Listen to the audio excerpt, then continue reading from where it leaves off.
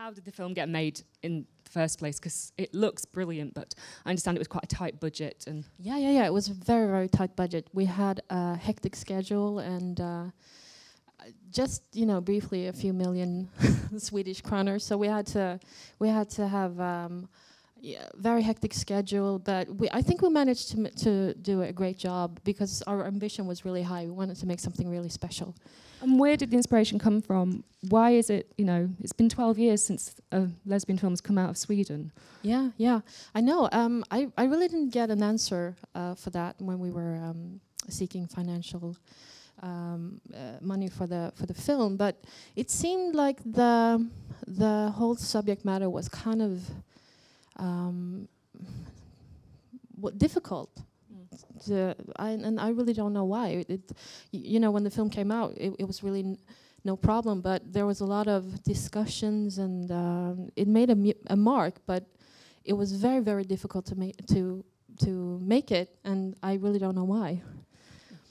It seems such a no-brainer because the script is so good, and I know you wrote that, so yeah. It's just not fair that you had to struggle so much. I think because it's a light story, and I really wanted to make a happy love story. I didn't want to make a gay movie that had a depressing ending with suicidal characters. Yeah, because we've seen plenty of those. Yes, exactly. So that was really my main goal, and for some reason, some people find that hard with the film, that it's too light and it's too maybe superficial, but it's really what I wanted to do, and I think it comes across. Yeah, and the casting is just spot on. You've got like a who's who of Swedish cinema in this film. It has to be said. Yeah, I mean, how did they all come on board? Did you cast Mia and Frida first, or? The first ones who actually came on board was Christer Henriksson, who's well known here for Wallander, I think, the detective, and also Lena Ende, and they both are like Bergman actors, and they're very, very well known in Sweden. So they actually shipped in their own salaries to be able to make the film. Wow. So they're also producers of it, and then the girls are relatively unknown. And I met Liv Mjanes, who plays Frida, first, and then I screen tested a lot of actresses before we found Ruth, who is partly French, Spanish, Swedish. I did wonder about the name and the yeah. So I mean, they have very different elements, and they're so unlike in their temperature and energy, but they kind of mix and blend really nicely. And was it fun to make?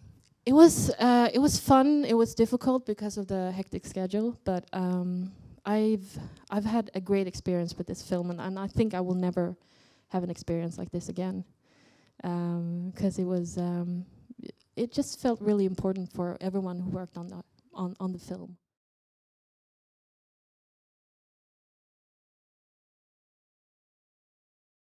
I was very fortunate to work with the French composer of Nouvelle Vague, the Marc Collin.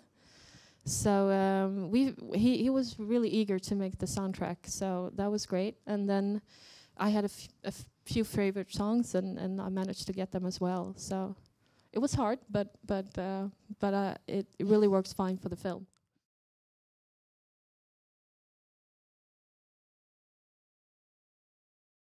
As the schedule was really tight, we didn't have much time for rehearsal actually. So I think the whole casting process is pretty much like 70% of the chemistry and the actors working together. So finding the right chemistry in the casting process was the answer to everything else.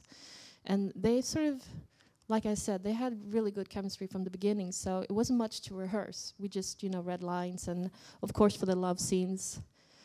There was I did a story, and I did a storyboard for the photographer, so it was a very, very small crew on that day, and pretty much that was the way we worked. That I would tell a story or anything like that for that scene, and then they would just do their best, and we did a couple of takes, and then we went on and on and on.